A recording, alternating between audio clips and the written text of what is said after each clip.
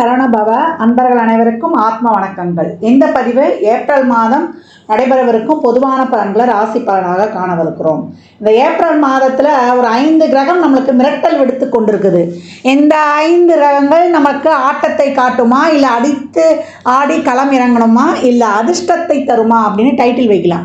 ஏன்னா அந்த அளவுக்கு இந்த 5 கிரக கூட்டணி கால சக்கரத்தின் 12ஆம் இடத்தில் அமர்ந்து சூரியன், சுக்கிரன், புதன், சனி, ராகு இந்த கூட்டணி 12 ராசிக்கு எப்படிப்பட்ட பலன்களை அளிக்க இருக்குதுன்னு பார்க்க வருகிறோம். இதில் புதன் இந்த மாதம் 3ஆம் தேதி வக்ர நிவர்த்தி அடைஞ்சிருவார். சுக்கிரன் இந்த மாதம் 13ஆம் தேதி வக்ர நிவர்த்தி அடைஞ்சிருவார். செவ்வாய் மாத ஆரம்பத்தில் அவர் மிதுனத்தில் இருப்பார். 2ஆம் தேதியே உடனே கடகத்தில் அமர்ந்து விடுகிறார். கேது ஆஸ் யூஷுவலாக நம்மளுக்கு கன்னியில் இருக்கிறார். சந்திரன் நமக்கு மேஷத்தில் உதயமாயிடுவார் பரணியுடைய சாரத்தில். சூரியன் இந்த மாதம் 13ஆம் தேதி மேஷத்துக்கு அமர்ந்துடுவார். குரு ரிஷபத்தில் அமர்ந்திருக்கிறார். இப்போ இந்த குரு சுக்கிரன் பரிவர்த்தனை அதுவும் ஸ்ட்ராங்காக நம்மளுக்கு பலனை கொடுக்க போகுது. இந்த காலகட்டம் சூரியன் ஆத்மகாரகன் ஆன்மகாரகன் இந்த மாத பிற்பகுதியில் ஸ்தான பலம் அடைகிறார், உச்சநிலை அடைகிறார். நீ கவலைப்படாதப்பா, உன்னை நான் பார்த்துக்கிறேன்ப்பா, உனக்கு ஒன்றுன்னா ஓடியாந்துடுறேன்ப்பா அப்படின்னு நம்ம சொல்லிட்டனாலே அங்கே சூரியன் சிறப்பாக ஆக்டிவேட் ஆகிடும். ஆண் பெண் இருவருக்குமே, குறிப்பாக ஆணுக்கு சூரியன் பலமாக இருக்கணும். யார் எழுந்து நிற்கணுனாலுமே சூரியன் பலமாக இருக்கணும். உடலில் உள்ள அனைத்து எலும்புகளுக்கும் காரகன் சூரியன். அதனால் அந்த ஆன்ம காரகன் பலமாக இருக்கணும்னா அடுத்தவங்களுக்கு தைரியம் கொடுத்துட்டாலே போதும், இயல்பாக சூரியன் ஆக்டிவேஷன் ஆகிடுவார்.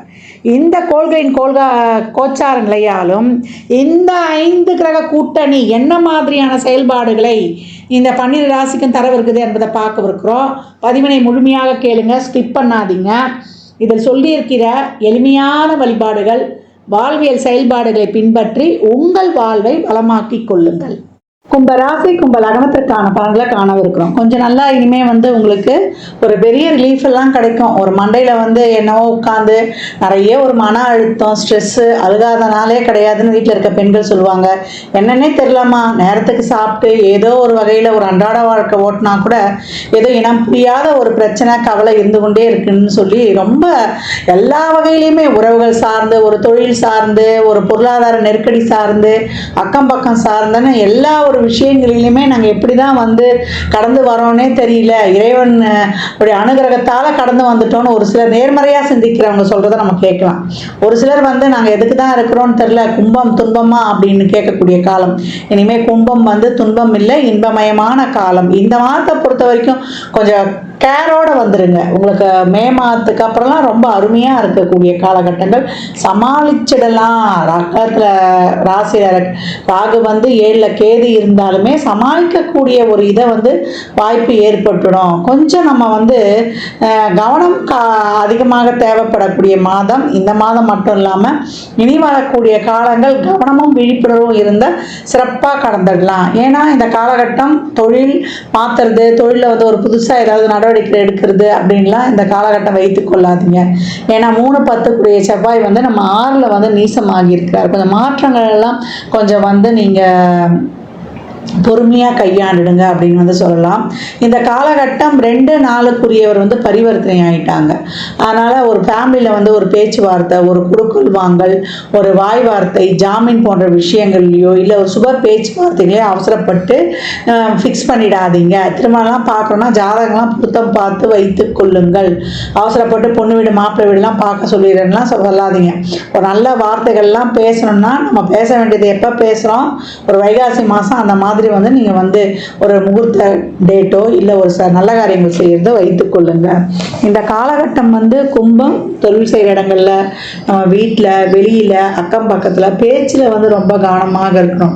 ஒரு வார்த்தை வெல்லும், ஒரு வார்த்தை கொல்லும். அதே போல் தொழிலில் அதிரடியான மாற்றங்கள் செய்கிறேன்னு இப்போ எதுவும் இறங்கி விடாதீங்க.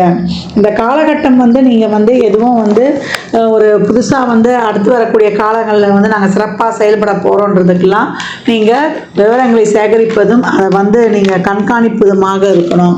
பொருளாதார நெருக்கடி அதிக அளவில் சந்தித்தவர்கள் இந்த மாதம் கைக்கு வாய்க்கு சரியாக இருக்குமா, வர்ற வருமானம் அது பாட்டு செலவாகிட்டே போகுது, குடும்ப தேவைகள், எதிர்பாராத செலவு, இல்லை வருமானமே இல்லை, நிறைய தொழிலை போட்டு முடங்கிடுச்சு அப்படின்னு சொல்லக்கூடியவர். கும்பத்தில் நிறைய பேர் வந்து இப்போ வருமானம் வந்து தான் இல்லை அப்படின்ற ஒரு சொல் வந்து இருந்துக்கிட்டே இருக்குது அப்படின்னு வந்து சொல்லலாம். இல்லத்தரசிகளுக்கு இனி வரும் இருக்கக்கூடிய அந்த ஒரு மன அழுத்தம், ஒரு பாரம், இதெல்லாம் வந்து கொஞ்சம் கொஞ்சமாக குறையும் அப்படின்னு வந்து சொல்லலாம். உங்களை பொறுத்த வரைக்கும் எல்லா வகையிலையுமே ஒரு நீங்கள் எதிர்பார்த்த செயல்கள் நடக்கலையே, ஒரு சாதாரண விஷயம் கூட நம்ம நினச்சது நடக்கலையே அப்படின்ற ஒரு ஸ்ட்ரெஸ்ஸு வந்து இருந்து கொண்டே இருக்குது அப்படின்னு வந்து சொல்லியாச்சு. கும்பத்தை பொறுத்த வரைக்கும் இந்த காலம் வந்து எல்லா விஷயங்கள்லையும் ஒரு பொறுமை, நிதானம், சகிப்புத்தன்மை மேற்கொள்ளுங்க. உடல் ஆரோக்கியத்தில் கவனம் வச்சுருங்க. நிறைய இறை வழிபாடு மேற்கொள்ளுங்க. ரொம்ப வந்து ஸ்ட்ரெஸ்ஸாக இருந்தால் கோயிலில் போய் ஒரு தீபம் ஏற்றிட்டு அப்படியே அந்த தீபத்துக்கு முன்னாடி அமைதியாக உட்காந்துருங்க. இல்லை அந்த கோயில் கருவறையிலேயே நம்ம அந்த கோயில் வளாகத்திலேயே ஒரு 5 நிமிடம் மெடிடேஷன் பண்ணிட்டு வாங்க. உடலில் வந்து ஆரோக்கிய ஜீரண உறுப்புகள் டைமுக்கு சாப்பிடணும். காலைல ஒரு 9 மணிக்குள்ளே, மத்தியானம் வந்து ஒரு 1:30க்குள்ளே, இரவு வந்து 7:30க்குள்ளே சாப்பிட்டு நடைப்பயிற்சியை மேற்கொள்வவங்களுக்கு உடல் ஆரோக்கியமாக இருக்கும். மண்டு வாகனங்களில் செல்லும்பொழுது கூடுதல் கவனம் தேவை. மாணவர்கள் வந்து இந்த காலகட்டம் படிப்பில் அதிக கவனத்தை செலுத்தி உங்களுடைய எதிர்காலத்திற்கான திட்டங்களை வந்து திறம்பட மேற்கொள்ளுங்க அப்படின்னு வந்து சொல்லியாச்சு. இந்த காலகட்டத்தை பொறுத்த வரைக்கும் உங்களுடைய அனைத்து விஷயங்கள்லையும் ஒரு பொருளாதாரம் கொடுக்கல் வாங்குறது, ஒரு உங்கள் உடல்நிலை உடல் சார்ந்த விஷயத்தில் எல்லாத்துலேயும் கொஞ்சம் கூடுதல் கவனம் எடுத்துக்கொள்வது ரொம்ப சிறப்பு. எல்லாமே நடக்கும் செயல்கள், அதற்கான முயற்சியை போடுங்க, அதற்கான வழிமுறைகளை கையாளுங்க. ஆனால் இறுதி முடிவு இப்போ எடுக்காதீங்க. யாருக்கும் வந்து எந்த உத்தரவாதத்தையும் கொடுத்துடாதீங்க. அதெல்லாம் அடுத்து வரக்கூடிய மாதங்களை நம்ம கொடுத்துக்கலாம். மற்றபடி கும்பம் ஒரு நார்மலாக ஒரு லைஃப் ஓடுது, ஒரு நார்மலாக ஒரு ஜாபில் இருக்கிறோம், நார்மலாக சம்பாதிச்சுட்டு போகுது அப்படின்னா விட்டுருங்க. அந்த லைஃப் அப்படியே இருக்கட்டும். வயதில் மூத்தவங்க இந்த காலகட்டம் வந்து ரொம்ப நீங்கள் வந்து உடல் ஆரோக்கியத்தில் மட்டும் கவனம் வச்சுக்கிட்டு ரொட்டீன் லைஃப் சிறப்பாக போனாலே நிம்மதின்னு கிருஷ்ணா ராமா கோவிந்தான்னு ஒரு பெரிய கும்பிடு போட்டுட்டு கடந்து வந்துடுங்க. கும்ப ராசி லக்னக்காரர்கள் கோளறு பதிகம் படிப்பது, அதே போல் சிவ வழிபாடு செய்வது, பிரதோஷ தினங்களில் அபிஷேகத்திற்கு நீங்கள் வந்து உங்களால் இயன்ற பொருள் எது வேணுமானாலும் வாங்கி கொடுக்கலாம். கரும்புச்சாறு வாங்கி கொடுங்க, ரொம்ப தன வருவாய் சிறப்பாக இருக்கும். கும்ப ராசி லக்னக்காரர்கள் அனைத்து விதமான நலன்களையும் பெற என் மனமார்ந்த வாழ்த்துக்களை தெரிவித்துக் கொள்கிறேன். இந்த காலகட்டம் 12 ராசிகளும் வந்து இந்த அன்னதானம் பண்ணுறதை தாராளமாக பண்ணுங்கள். வாயில்லா ஜீவன்களுக்கு வந்து தாராளமாக உங்களால் இயன்ற உதவிகளை செய்யுங்க. இல்லை அந்த மாதிரி இருக்கிற அமைப்புங்களுக்கு நிதி உதவி பண்ணிவிடுங்க. முதியோர் இல்லங்கள், தூய்மை பணியாளர்கள், துப்புரவு பணியாளர்களுக்கு உங்களால் இயன்ற உதவிகள்லாம் தாராளமாக செய்யுங்க. ஏன்னா சனி இருக்கக்கூடிய இடம் 12ஆம் இடம். எவ்வளோக்கு எவ்வளோ நீங்கள் தான தர்மங்கள்லாம் பண்ணுறீங்களோ தேவையில்லாத விரயங்கள், நம்ம மனசு கஷ்டப்படுற மாதிரி ஒரு ஹாஸ்பிட்டல் செலவெல்லாம் ரொம்ப குறையும், அனாவசிய செலவு குறையும். இந்த மாதிரி நல்ல காரியங்கள்லாம் செய்யும்பொழுது நம்மளுக்கு சந்தோஷமாக செலவு பண்ணிடலாம். அதே போல் நல்லெண்ணெய், தேங்காய் எண்ணெய், வேப்பெண்ணெய், இழுப்பெண்ணெய், நெய், விளக்கெண்ணெய் போட்டு அந்த 6 தீபம் எழுத்து சொல்லியிருப்பேன் இல்லையா, அதை எப்போல்லாம் டைம் கிடைக்குதோ நம்ம வாசலே ஏற்றலாம். ஷட்கோண தீபம் வாசலே ஏற்றலாம், நடுவில் நெய் தீபமும் ஏற்றலாம், இல்லை முருகர் படம் இருந்தாலும் வைக்கலாம். இந்த மாதிரி ஏற்றி வழிபடும்பொழுது உங்களுடைய அனைத்து விதமான பிரச்சனையும் தீரும். இந்த வேப்பெண்ணெய்லாம் ஊற்றி எழுதும்போது வாசல் எடுத்துங்க. வீட்டில் எழுத்தும்போது 1 சொட்டு 2 சொட்டு அந்த காமாட்சி அம்மன் விளக்குலையே கூட நீங்கள் ஊற்றிடும்போது ரொம்ப சிறப்பாக இருக்கும். கோயிலில் நிறைய உதிரியாக எலுமிச்சம்பழத்தை வாங்கி கொடுங்க. வெற்றிக்கனி 33 எலுமிச்சம்பழம் குலதெய்வ கோயிலில் ஒரு மஞ்சத்தூள், ஒரு குங்கும பாக்கெட்டோட தாராளமாக கொடுத்து வரும்பொழுது உங்களுக்கு மிக சிறப்பான பலன்களை காணலாம் அப்படின்னு வந்து சொல்லியாச்சு. அதே போல் இந்த காலகட்டம் வந்து